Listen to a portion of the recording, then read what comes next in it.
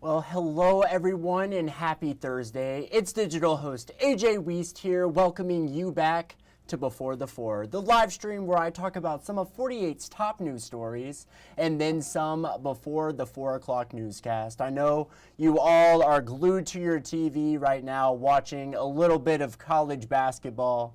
I am watching it all day. This Alabama State and Auburn game is going on right now, so I was definitely watching that. But wherever you are watching Before the Four today, whether it's on Facebook, YouTube, or the 48 Now live stream, of course, as always, thank you so much for watching and spending just a bit of your Thursday afternoon here. Now we have quite a bit to jump into, so let's start things off. The Alabama Department of Public Health is investigating after officials were informed this morning that an unvaccinated child traveling through Alabama has tested positive for measles. Measles, a serious viral respiratory illness that lives in the nose and throat of infected people. A single measles case will infect up to 95% of unvaccinated people who are exposed. One case is also expected to result in 12 to 18 additional cases. Approximately 300 measles cases have been confirmed in the current outbreak in western Texas. Officials today say the unvaccinated child made a couple stops in central Alabama between March 9th and 10th. The person was likely contagious while here in Alabama, and 48 Savannah Sapp has been working on this today. She's speaking with public health professionals on what this means for Alabama. She'll have more coming up in our evening newscast. But now let's take a look at the weather today, the first day of spring, but it's definitely not giving those spring vibes out there today for me. A freeze warning in effect for tonight, but let's turn over to 48 First Alert Chief Meteorologist Brad Travis, who gives you a look at what he's seeing on the radar for the next few days and as we head into the weekend. Brad? Go through the next 24 hours, colder here. Welcome to the first day of spring 2025. This happens a lot. In fact, this is my youngest son's birthday, and the day he was born, we had snow flurries back in 2004, I believe it was. Yes, I should know that, Dad. 47 degrees out there. We've had some periods of some very light rain showers, mist and drizzle, and sleet also mixed in with this. No travel issues. Temperatures are way above freezing. We're not really worried about this at all. What we are worried about for some of you gardeners is the freeze coming in. This cold air mass pretty much originates up just to the north of the Great Lakes. We're under the clouds. That's the main reason it's so much cooler out there too, and that north wind. We'll get through this, and by tomorrow afternoon, the sunshine will be back, and we'll be back in the 50s. But this is covering pretty much the entire Tennessee Valley this afternoon. But bright sunshine will follow, and a really nice start to the weekend. Quick look at 2:30 tomorrow morning. We'll be right around freezing. A freeze warning officially from the Weather Service overnight tonight, but that doesn't really change the forecast. We are forecasting freezing temperatures, and it's basically a heads up to let you know to expect to freeze just a little below freezing. I think some of the plants are going to be okay, especially the ones that have already been to the ground for a while. It's the plants you may have just bought and put in the ground from a greenhouse. Those may not survive unless you cover them up. Here's your Friday afternoon, struggling in the mid-50s still by 1 o'clock, but the good news is more daylight this time of year on daylight saving time. We'll be in the 60s, even though we have a few clouds late tomorrow. Here's our next weather maker. This is coming in most likely Sunday evening. A few strong thunderstorms. Keep in mind it's springtime, but I don't see a major outbreak of severe weather with any of this anywhere here in the Tennessee Valley. But just a heads up, if you're going camping, something like that, you're going to hear some thunder. In fact, it really kind of slows down here. Not a lot of instability with this, just enough for some small hail, gusty winds, and frequent lightning as it slowly tracks to the east overnight into the early morning hours on Monday. Here's your 10-day forecast, 63 tomorrow, 71 Saturday. Notice the morning lows, and whenever you're looking at a threat for severe weather, keep an eye on the morning lows. 46 in the morning Sunday, very little instability to work with once the storm system gets through the area, and a really nice stretch of weather beginning next week. Well, what you're seeing in the little rectangle right now is the official 43rd annual Panoply Arts Festival cover art. It was created by the brilliant Danny Cottingham. It was all announced this morning in a press conference, which we streamed right here, wherever you're watching before the 4 right now. You can find that full press conference on our website. Just go to WAFF.com. This annual arts festival is all set to begin April 26th, 27th, and 28th at Big Spring Park. But yes, Panoply is coming back once again for a 43rd year. So exciting stuff there. But now a story, in case you missed it, locked away for life. That's the reality for thousands of nonviolent offenders who were given life sentences under an Alabama law from the 1970s. But a new bill could allow some to walk free to provide some semblance of criminal justice reform. 48's Nick Ballinger spoke to a man who was in that same situation as many of these prisoners. Take a listen. Ronald McKeithen was just 21 when he was convicted of robbery in 1984. Because he already had 3 prior nonviolent property crimes, he was sentenced to life in prison without parole. It was about 10 years before I realized that these people gonna never let me out. His hefty sentence was the product of the Habitual Offender Act from 1977. If it was your 3rd felony, judges didn't have any discretion. Whether you deserved it or not, whether they thought you did or not, the legislature said 3 strikes, you are out, straight to jail rest of your life. Now, the Second Chance Act is a bill that allows just that, a second chance. Alabama prisoners serving life sentences for nonviolent crimes would be eligible for a chance to go before a judge once again and plead their case to be resentenced and eventually paroled. It applies to anyone sentenced before 2000. Attorney Mark McDaniel saw the effects of 3 strikes firsthand. I saw it happen a lot. You know, writing bad checks, something like that, where the amount would make it a felony, and then they, you know, broke into a shed. Life sentence. You'll be in there, you're counting months, weeks, days, years, but then you start counting decades. 3 more years, I'd have been in there 4 decades. McKeithen now works for Alabama Appleseed, the nonprofit that helped him appeal and win his freedom 37 years later. He now mentors others in the same situation. Because the prayer's supposed to be about correction, but you're not concentrating on correction. You're concentrating just locking them up. In prison, McKeithen earned his GED, became a licensed barber, and was on his way to complete a degree. That's what saved me. I stayed involved. I just kept, it took my focus off of me. 37 birthdays, 37 Christmas days, and 37 New Years McKeithen hopes no one convicted of nonviolent crimes will ever go through. They've said like prayer for this bill, because this would save their life. Well, now in the Shoals, 2 of the 4 people charged in the death of a 4-month-old at a daycare appeared in court yesterday. Their trial is all set for June. 48's Aria Pons was there at the court hearing yesterday and has details. As of now, a trial will be set for June of this year for Peyton Gann and Tia Gann, although this case has been pushed back several times in the last 3 years. Peyton and Tia Gann both worked for Tiny Tigers Daycare when a 4-month-old named Autumn Wells died at the center. Peyton Gann is charged with manslaughter and false reporting. Prosecutors say she put the little girl on her stomach and left her there for an extended period of time, which is illegal in the state of Alabama. Investigators believe that's what led to Wells' death. Peyton Gann's mother, Tia Gann, is charged with tampering of a witness after investigators say she tried to get one of the other women the 2 worked with to lie about where the 4-month-old was placed. Court records show that the Tiny Tigers Daycare was not properly staffed, and its owner, Angeline Chambly, failed to keep up with required records and reporting. Chambly is facing 6 counts of Child Care Act violation and 2 counts of forgery. The Gann's defense attorney maintains that her clients are innocent. Reporting in Franklin County, Aria Pons, 48 on your side. And now moving out to the other side of the Tennessee Valley, where a lot of new additions are coming to the city of Fort Payne. 48 Savannah Sapp spoke with Fort Payne Mayor Brian Bain on the new development. Take a listen.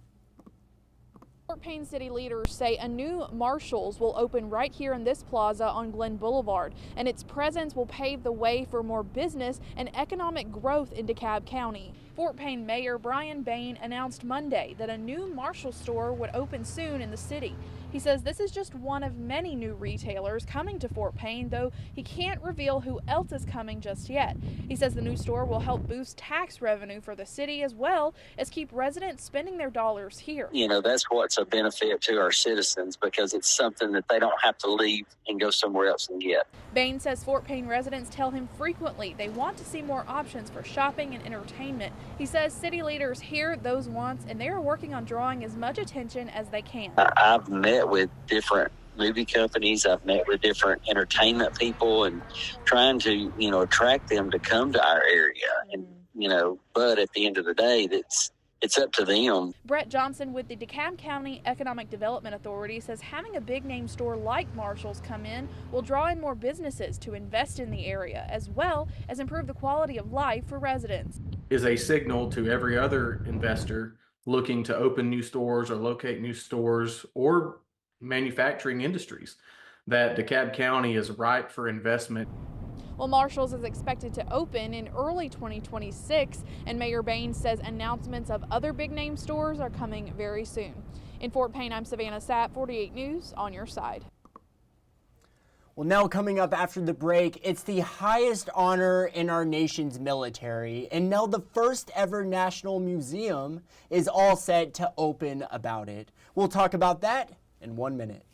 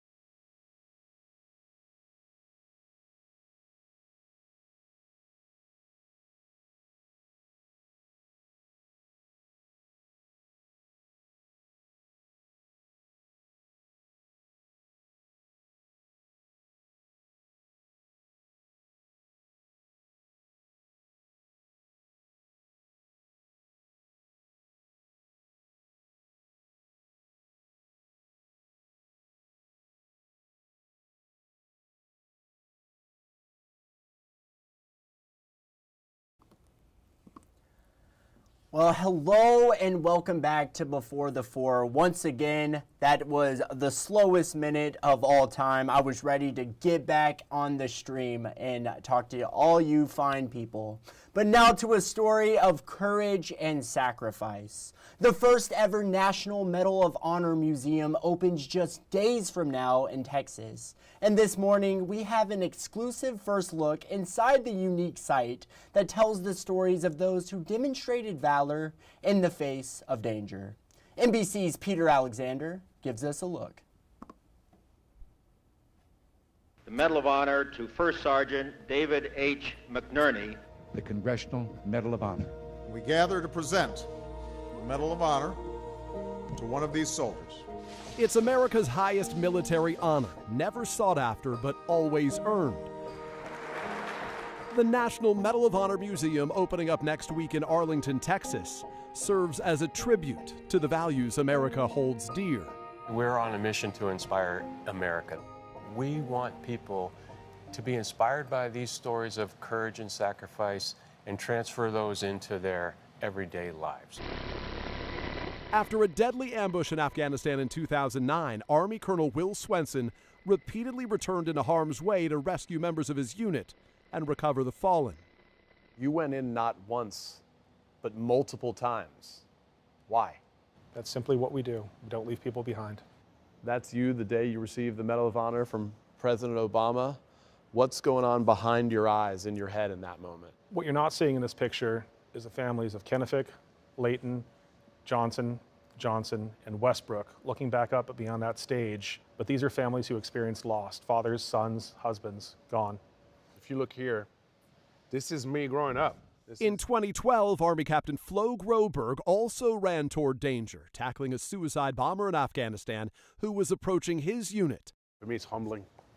For him, the medal is both a point of pride and responsibility. Call me a courier to an extent. This represents our nation. This represents the men and women who've put on uniform, raised their right hand, took an oath, and served at the capacity of this country required. But it also represents their families. The museum's design itself is powerful, a massive suspended weight supported by 5 columns representing the military branches, a symbol of the burden these heroes shouldered. Inside, artifacts from the battlefield, like this Vietnam-era Huey helicopter, and personal effects of those that wore the uniform and went beyond the call of duty. What strikes me is that we have a tendency to glamorize the Medal of Honor recipients, and this is not superhero stuff. This is stuff done by regular folks. We're not superheroes. We are everyday, ordinary Americans who served in our country's military to do wonderful things on behalf of our country. Helping champion the museum, Charlotte Jones, chair of the foundation and executive vice president of the Dallas Cowboys. When visitors walk into this museum, what do you hope they think? What do they say? Today, you look around and what we need most in our country is to really understand what our country's about, the opportunity that exists here. You know, people are so often look at the things that separate us and divide us. This is something that brings us together. And unlike most museums, this site is not just about preserving the past. It's about inspiring the future. This line is not over. This is not a mausoleum. This is a living story here. Living stories that remind us sometimes our darkest days reveal the brightest lights of the American spirit. Incredible story there, and I'm gonna have to be making my way out to Texas soon and see all it has to offer and see all the awesome stuff there, but incredible story there. Now to a story in case you missed it from Local News Live's anchor Deborah Alfarone. A young soccer star was killed in a double homicide, yet he's still giving back and inspiring his community. Introducing you to the nonprofit and the kids who have his back. All of that. Why? What did soccer mean to him? Oh my gosh. So soccer was his life, his passion. Every day, he would play every day if he could. The parents of Braden Deal, a standout soccer star from Northern Virginia, are sharing their story for the first time. It was May 2023 when their 18-year-old son was killed in a double homicide. How do you want Braden to be remembered? I hope he's remembered for his passion about the game of soccer, but also for his generosity and how much he would help others. And that brings us to this gym and this man, Anis Merzi. Big guy. Why did you want to name a program after Braden Deal? When I was speaking with the family, I was just emotionally touched. Merzi founded a nonprofit called 703 Warriors, naming it after Northern Virginia's area code. And he's naming its soccer program after Braden Deal. It gives kids a chance to play competitive soccer who wouldn't otherwise be able to afford it. And just seeing the parents smiling because they're seeing their kid having fun, being out with other kids their age, kids that look like them, you'd be surprised how far that goes. Merzi says these kids likely couldn't afford the thousands of dollars it costs to play competitively. He says 85% qualify for free or discounted lunch at school. He says he sees himself in the players. Sports changed your life. It did. It opened doors that I wouldn't have. Merzi says football opened the door for him to attend West Point. And West Point gave him the leadership skills to serve 10 years in the Army and now serve his community, using soccer as a starting point. Alex, go with coach. How does soccer improve these kids' lives? You're learning grit, resilience, teamwork, things that you could argue are taught at maybe the recreational level. But it's different when there's higher stakes on the line. Everyone is there to win. These are things that I think directly translate to how the real world works. These kids now have opportunities they may not have been able to have before. And I think Braden would be absolutely thrilled. Merzi is putting out the call to you. Yes, you. He wants leaders in other area codes across the country to lead local chapters using 703's blueprint. For it to really have an impact, you want to deploy this model locally across the U.S. Helping Braden to duplicate what he did in life, now, after his death, have his teams back. And he's still showing up in this program. He is. We walked into the practice the other day and they all had his name on the back of their shirts. It was the best thing that I've seen in a long time. Jason, what are you doing? His legacy goes on. That is 100% right. And awesome, awesome story there. But now let's head into the stories you're just not going to want to miss coming up in our evening newscast. The Parental Leave Act signed into law. 48 Savannah Sapp will have more on that. The Pharmacy Benefit Managers Bill was also passed. Moon trees. They're trees that have been in outer space and now back on Earth.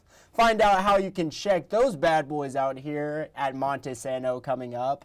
And it was certainly a day of action in the NCAA basketball tournament. The madness of March is here, y'all, as I mentioned earlier. Get all the latest scores and highlights, including several here in the Yellowhammer State coming up.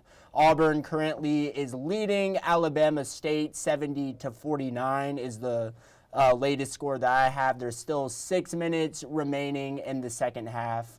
But these are just a few of the stories you're just not going to want to miss coming up in our evening newscast. And we have plenty of time for it.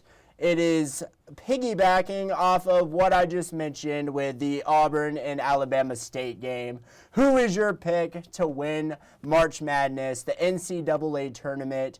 I have my pick. I am picking the Alabama Crimson Tide to win it all. I actually filled out 2 brackets. I filled out one that has Florida winning it all, and then the other one is a hopeful for Alabama to get the job done.